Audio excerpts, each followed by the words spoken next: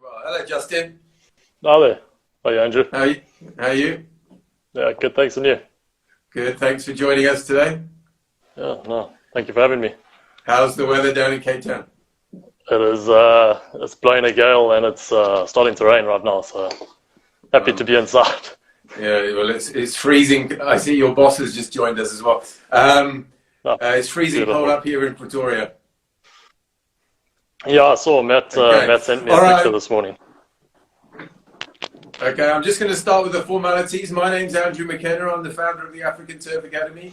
Today we've been joined by Justin Harrison. He's a past student of the academy, has got off on the journey of into the turf industry. So I'm looking forward to hearing his story. I haven't spoken to Justin in, I don't know, 18 months maybe.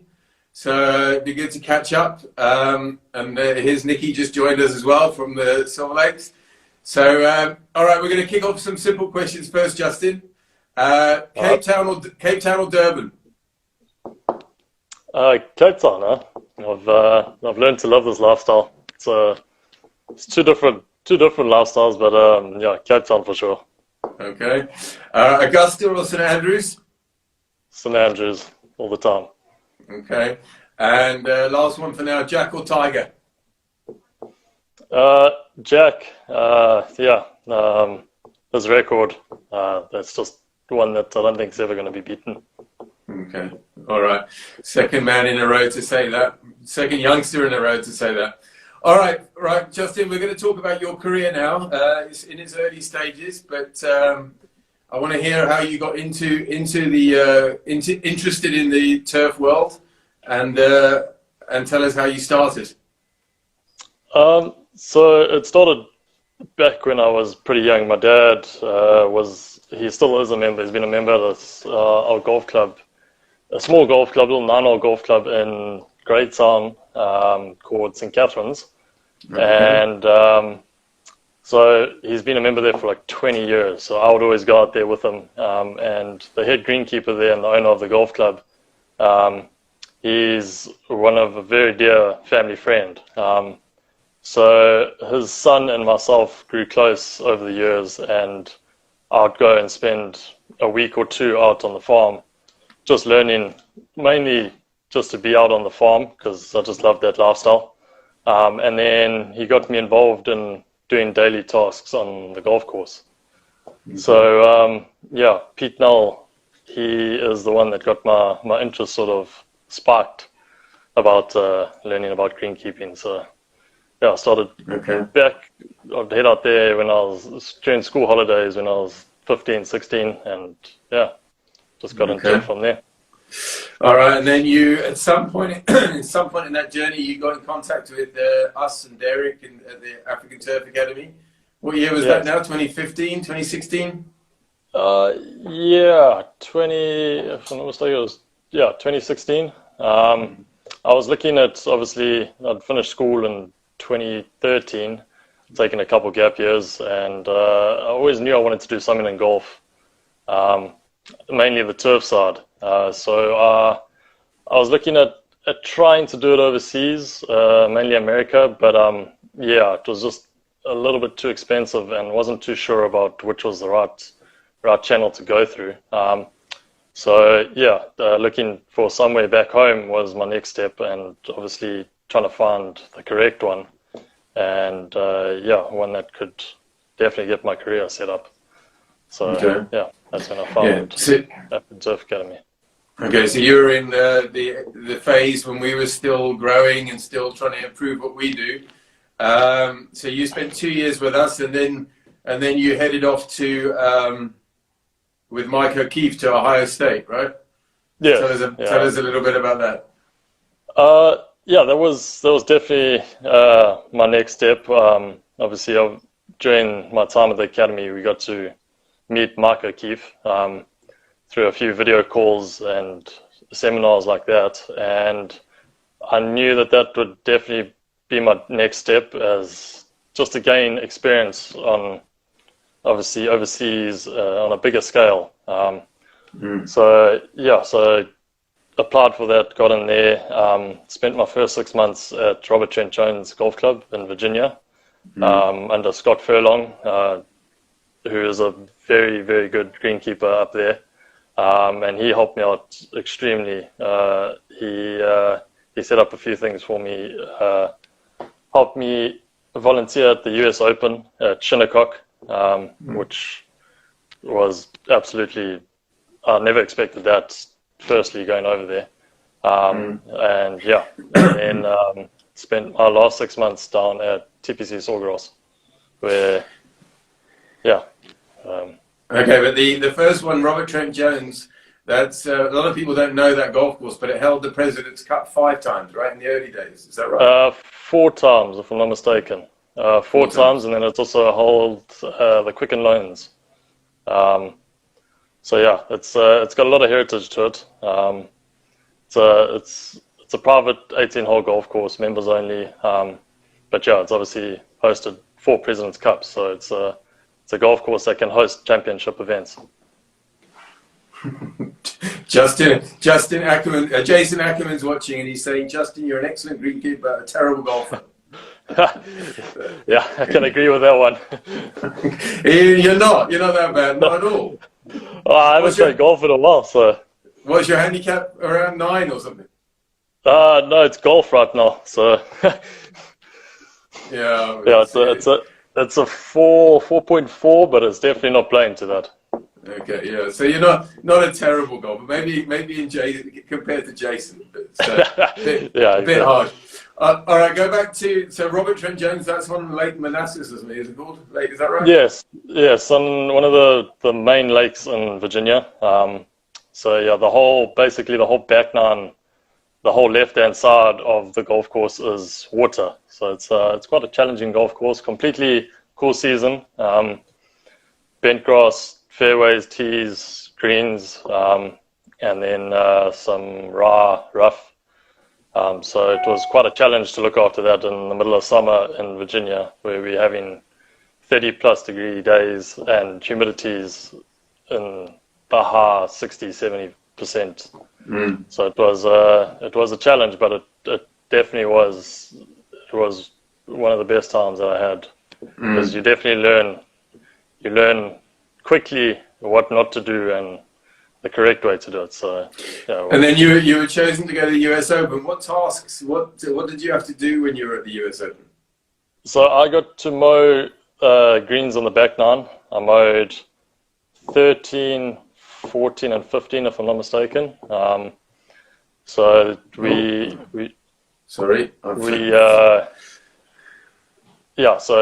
got there. I didn't really expect it to be in bunkers, as I was one of the younger ones there. Myself and one of the other guys that I was interning with, a guy from Morocco called Ali, him and myself got chosen, and I think him and myself were probably 2 of the youngest guys there. So yeah, I expected to be in bunkers and doing the ATD around the golf course. So yeah, then hearing your name being read out in front of everybody that you're going to be mowing greens is it's quite exciting. So yeah. Okay, cool. And what did the green speeds get up to that week? Can you remember? Considering you had Phil Mickelson running across the green to fetch his ball, they were quick. Yeah, so I remember that. So it was a fun one. All right. So then the second part of your Ohio State journey went to Sawgrass. Yes. Right, and then you worked the Players Championship as well, right? Yes. Yeah. So it was the first time in, I think, 12 or 14 years that the tournament had been moved to March, which back in the day it always was in March. It was the first time in that period that the course had been overseeded. We did a complete wall-to-wall overseed. Everything got overseeded. It was a fun challenge because I'd never done an overseed, and it was a good learning curve because a lot of the staff that were there in the management role had never done an overseed at Sawgrass as well. They had all Jeff Plotz, he used to look after Scottsdale, and obviously he had done overseeding all over there. But I don't think any of them had ever done it at Sawgrass, so it was a new challenge even for them. So it was great to be a part of that whole process and just seeing how how everybody got used to the whole thing. Mm. And how involved in the team are you as an intern? Are you fully involved, or are you like kept to the side, or how does it work? No, they did a very good job of keeping us pretty involved. Obviously, we weren't in the meetings with all the assistants and the managers and all of that, but we were kept up to date with everything. I guess we're more involved than the daily staff because obviously we would be there. We'd be first in, last out. So we made sure all the machinery was set up in the morning, and yeah, we'd basically be there and doing all the tasks once everybody had left. So we were kept in the loop pretty nicely. They obviously knew that that's what we were there for. We're trying to become assistants. So Jeff and Lucas and the whole team, they did an awesome job involving us in processes that would help us in our career. And I remember you sending us a video from Sawgrass that you were water managing the back nine at the tournament. Is that right? Yes. I remember right? Yeah, Yes. so we all, leading up to the tournament, we were all wondering what jobs we were going to be given, all had our ideas of what we wanted to do, but obviously that was not up to us. And yeah, hearing that I get to look after the back nine at Sawgrass with Waterwise was top of my list, and I was extremely grateful to have that opportunity, especially when you get to look after probably the most famous hole in golf, the 17th. So yeah, that was definitely the highlight of my year at Ohio State. So yeah. Okay, so how does it compare your experiences with the massive tournaments compared to day-to-day work? I'm talking in America now. You haven't arrived in South Africa yet. You're still over there. How does it compare? Obviously at RTJ we looked after a course for members, mainly members. So it's compared to the tournament, nothing much varied besides frequency of mows and just like dialing in like timing and all of that. But yeah, daily runnings, even at Sawgrass, nothing much changed. It was obviously a lot more of fun when it came to tournament week. But we had been practicing for tournament week for 4 months before that. So we had everything, like all our processes down, like what we were going to do, how we were going to do it, and all of that. So the daily runnings, it was also a little bit different though, because Sawgrass, we basically started preparing for the tournament from when we got there with the overseed and all of that. So the average daily golfer almost got what the tournament got, which I enjoyed doing because you're obviously keeping a standard throughout your entire time, which I love to do.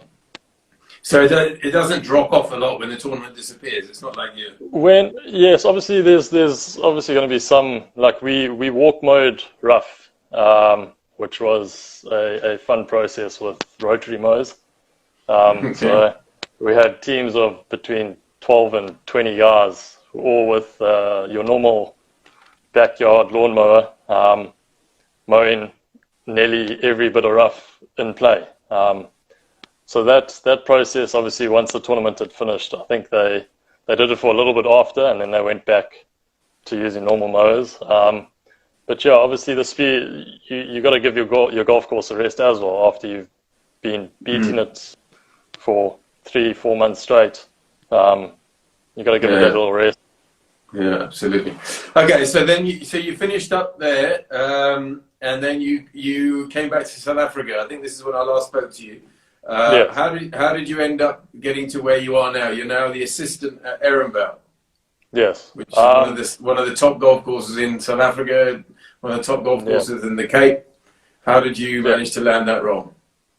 So I got back sort of an awkward time. It was going into winter back here. it was April that I got back.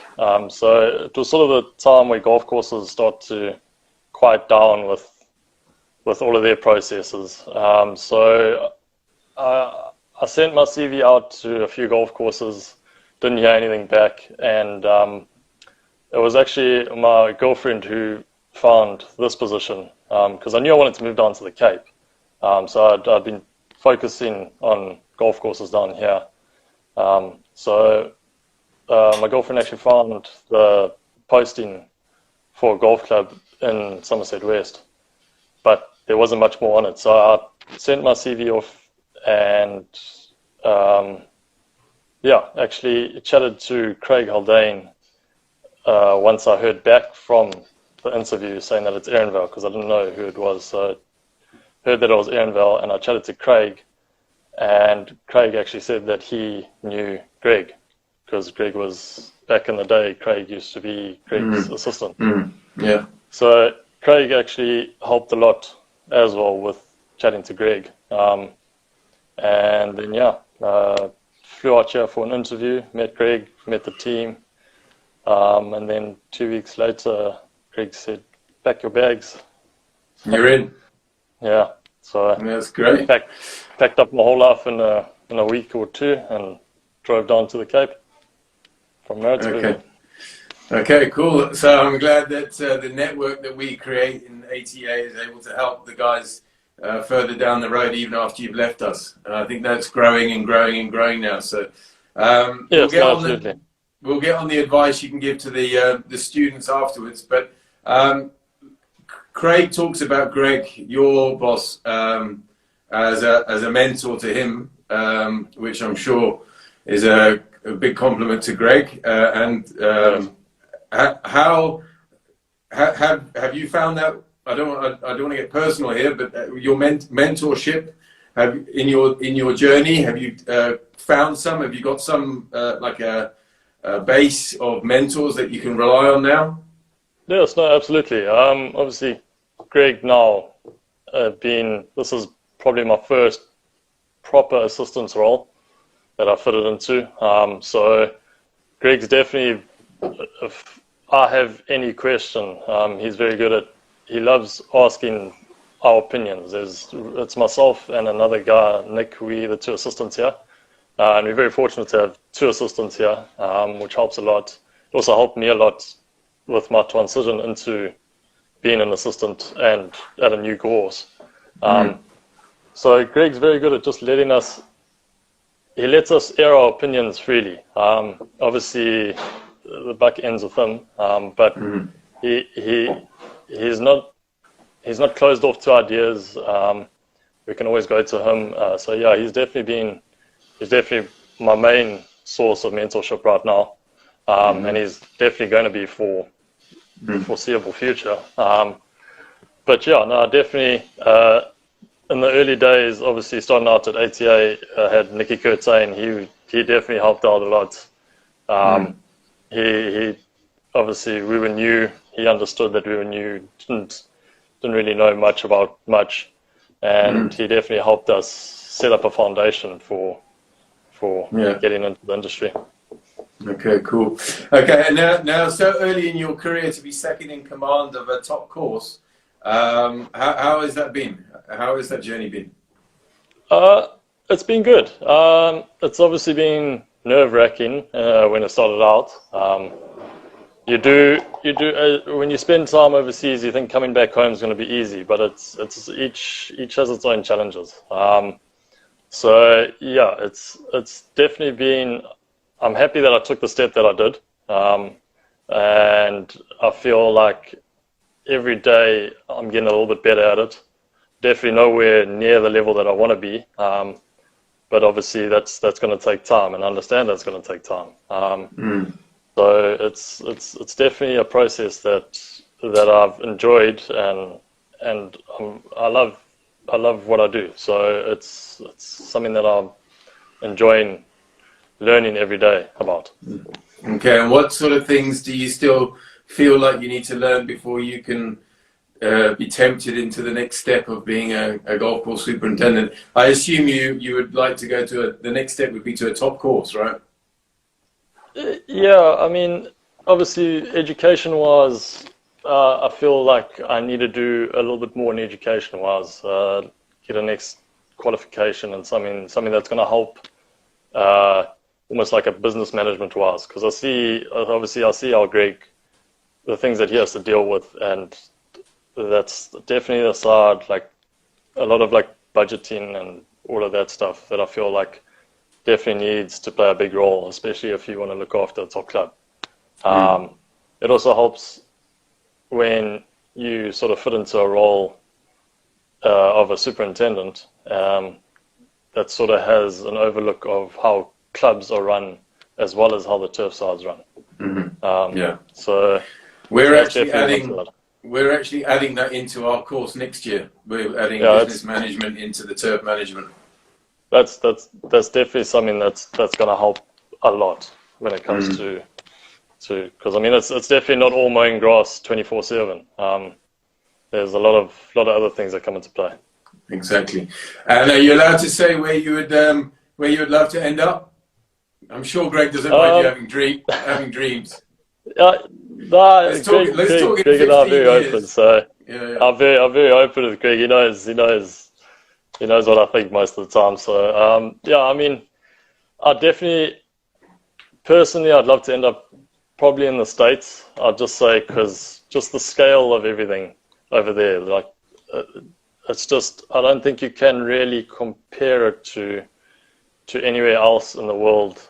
That the amount of golf courses and the amount of money that is going into golf courses, and just yeah, I definitely would like to be involved in hosting an event one day. That's something that's just to tick off the bucket list. What do you mean by that? Compared to what do you mean that compared to what you've done in the US Open at Sawgrass? Yeah, like basically as a greenkeeper, host an event. So the main man as the main man, yeah. Okay, Which so is definitely not going to happen in anytime soon. It's definitely going to be a process, but it's something that I'm going to work towards. Yeah, that's a good goal. That's a good goal. Okay, and so you're talking about SA and USA. What is the difference in the? How do you compare the two? Apart from money, obviously the dollar and the rand is a bit it affects everything. What else do they do differently then? I'll just say there's a lot more attention to detail on a broader scale. Not that there's not attention to detail back here. I like to think that there is, but it's just you get a lot of golf courses that don't really have the funding that most like a few golf courses have here. Over there, okay, you got the same, but it's a little bit smaller. So I mean, just the machinery wise, like you see a few courses, like they have a lot of golf courses here. They have their fleets are old. We're very fortunate here. We have a good relationship with Toro, so our fleet is decent here. But there are smaller golf courses where they just have to get by with what they have. And I think overseas in America, even the smaller clubs seem to, their machinery wise, the availability to machinery and things that just help with your daily run-ins is a lot more available over there in the States. Okay, good. All right, so before we go on, if any of the guys who want to ask Justin any questions, please fire away. Don't often get him on the spot like this, so give him a bash. Some nice curveballs. I'm going to go on to a couple of other ones, quick ones from me. Rugby or cricket? Rugby. Okay. Rory or Brooks?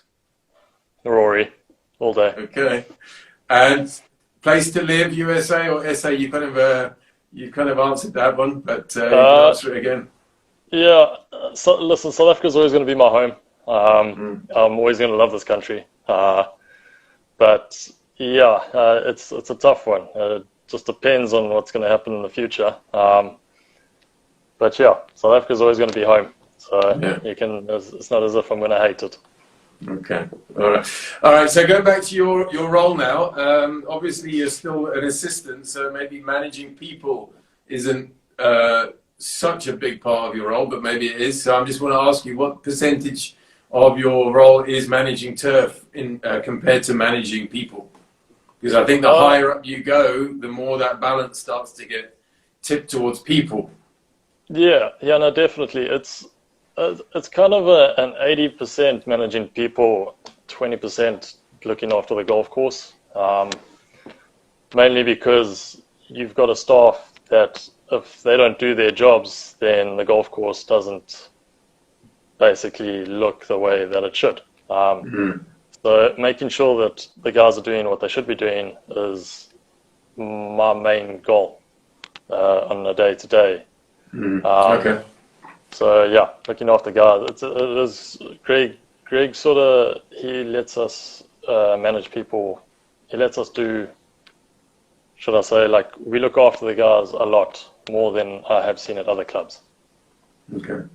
All right. So you've actually got quite a lot of managerial requirements in your role as the assistant there. Okay, that's good. Yeah. That's great. I love the way that things are set up here and the structure. Well, Craig Aldane keeps asking me to get Greg on here, so I don't know Greg. I've never met him. So Greg, I'll ask you now. You're keen to come on and share some of your wisdom with us. If you are, I'll be in touch. If you're not, give me the thumbs down on the screen.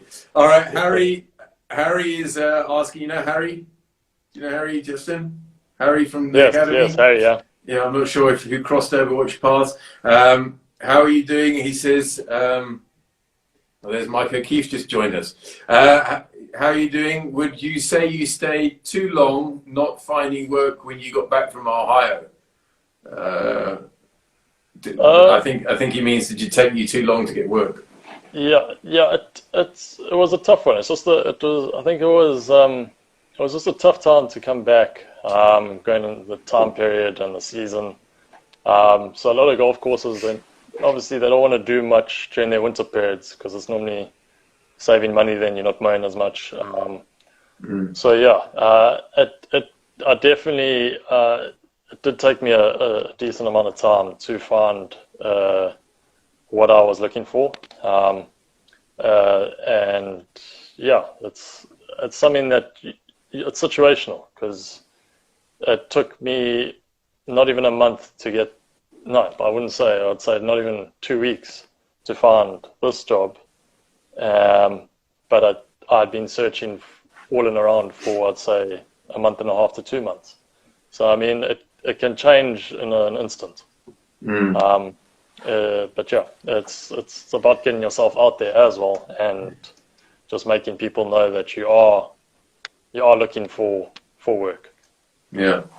Yeah, I would like to think, Harry, that we can be of assistance a bit more if we get some, if you keep communicating with us, we can help you as well when you come back. But obviously, when you do come back in April, it is going to be tricky for a couple of months. So I think you need to expect, and I think you welcomed a little break, right? You worked so hard in the US that you welcomed having 6 weeks off to recharge your batteries. It was good, but at the end you sort of start to get bored. Bored. Okay. Nikki's asking what your biggest challenge you have faced so far on the golf course. I'd say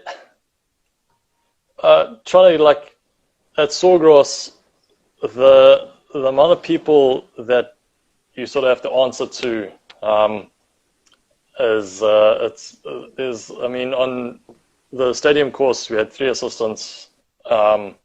We had the superintendent, and then we had Jeff and Lucas, who were the director and the assistant director. And then we also had the head of agronomy for the PGA Tour there as well. So you're basically having to answer a lot of different people and try and keep them all happy. I think I've lost you. No, you're back. No, you're back. Yeah. Yeah, it was quite a challenge to take 5 or 6 different instructions from people all above you and people you all have to listen to, and still keep everybody happy.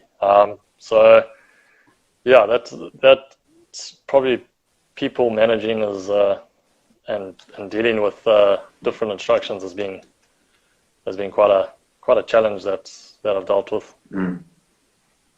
Yeah, your signal seems to be going. Let me see. No, you're right. You're back again. Okay. You're back again. All right. So, how did you deal with that?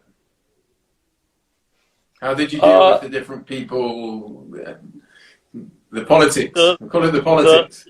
The sort of the best way to do it is to go to the top man.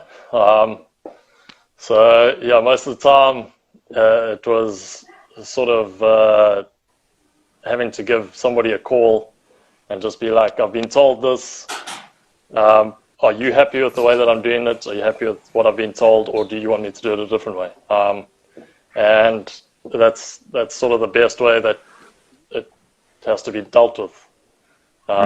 It obviously doesn't make it makes some people sort of unhappy in certain times, especially when there's not really much time to do things in tournament weeks and things like that. But yeah, it needs to get done. Yeah, I think that's the biggest challenge in the golf industry in general, is dealing with club politics, staff politics, whatever politics you want to do. I'm glad I'm not in politics. Wouldn't want to be in politics right now. Yeah. So yeah, it's one of those things that you can't avoid. You have to learn how to negotiate your way through it. I think the best advice that I can give in that is that you just be true to yourself. You need to make sure that you can lie in bed at night and know that you feel like you did the right thing for yourself in terms of the bigger picture as well. Okay, Todd Bannerman is asking a question about the best advice heading out for an intern heading out to the Ohio program. We're going to get to that afterwards, Todd. I'm going to ask Justin about his advice to the students. I just want to quickly run through what questions, if I've missed anything out. I think we have covered a lot. Where would you like to end up in your career? Yeah, have I got there? Which golf course do you want to end up? Yeah, you did ask me. I don't really have a specific golf course. But yeah, I would like to look after obviously a top golf course. And yeah, obviously that's just something that I want to do. I want to look after a golf course that requires the best. Yeah, and obviously that's something that I'm going to work towards, and hopefully eventually get there. All right, so we've got a couple more questions. What last one really is, what advice would you give the students of the African Turf Academy starting out in their career? Because you're probably the person I've had on who's got the closest contact to the experience that we're trying to encourage. So what advice would you give them? I mean, put your hand up for anything. If there's obviously, it's not all rainbows and sunshine in this industry, and if you're not passionate, then it's definitely not the industry for you. I think that this industry requires a lot of passion. So yeah, there's going to be jobs that require you to go out of your way. They're not going to be very fun jobs. They're going to be uncomfortable. But those are where, say, Nikki is going to see that you actually have the dedication to the industry and to the golf course. And yeah, that's going to put you above everybody else when it actually comes to time for taking recognition for things. So yeah, definitely That's put your hand up. Right. Take opportunities, every opportunity that you get. I know when I started out at the academy, we would only have to be there for Monday, Wednesday, and Fridays basically. We ended up, myself and Matt, ended up basically coming in there every day, Monday through Friday, and that eventually got us to help Nikki, and we got hired as sort of like the interim assistants, which that is an experience to have that experience while you in your first year basically of studying, is something that not a lot of guys get to do. So, yeah, definitely put the work in. Yeah, my favorite nursery rhyme is The Little Red Hen. And The Little Red Hen, if you ever read it, and the underlying story about the Little Red Hen is brilliant. I honestly haven't read that, in all fairness. Probably going to be fun for this. The Little Red Hen is the story of the hen that goes and finds the grain of wheat and asks all the other animals in the barnyard to help her sow the wheat, and no one wants to do it, and the fat cat, and they all sit there, but eventually, after all these tasks, she creates a bread, and when they can all smell the bread, they all want to eat the bread. But they didn't help her along the way. Read the story and read between the lines. It's very good. I must go to read. But it's exactly what you're talking about there. Put your hand up for everything. Put your hand up. I'll do it. I'll do it. I'll do it. Exactly.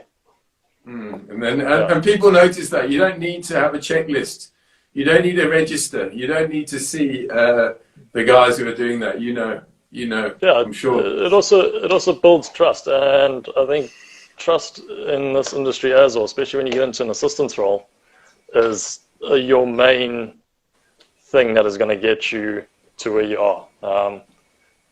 You need your superintendent needs to trust that you know what you're doing, and you also need to have that experience. You can't expect to give somebody an instruction to do something and not know how long it's going to take or how to do it, because you haven't done it yourself. So you need to learn everything, and you need to learn different ways of how to do things, which is also a great thing that this program offers, with doing 2 years at Silver Lakes and then you go to Ohio and you get to experience 2 different golf courses. Is you learn a lot of different ways to do the same task. The outcome might be the same, but there's different ways to do it. Absolutely. Okay, Dean Khair, you know well, right? You know Dean? I know Dean. How do you know Dean? Was he on the program? He was in the early days. He came back from, was it Kuwait, I think, or Qatar, when was it? And then we obviously, we were at the academy, and I think we met him through a mutual friend, and obviously just got on because we were both at the academy. He went to the academy and we went to the academy. And then, got to know him through that, and then just stayed in contact. There's another one I must get on this. Dean, you must come and join me on this one day. He's asking what your favorite grass is to work with. That's a tough one. I do enjoy cool season at RTJ with the bent. Just the way that cool season grass looks, and the playability of it. I enjoy cool season turf.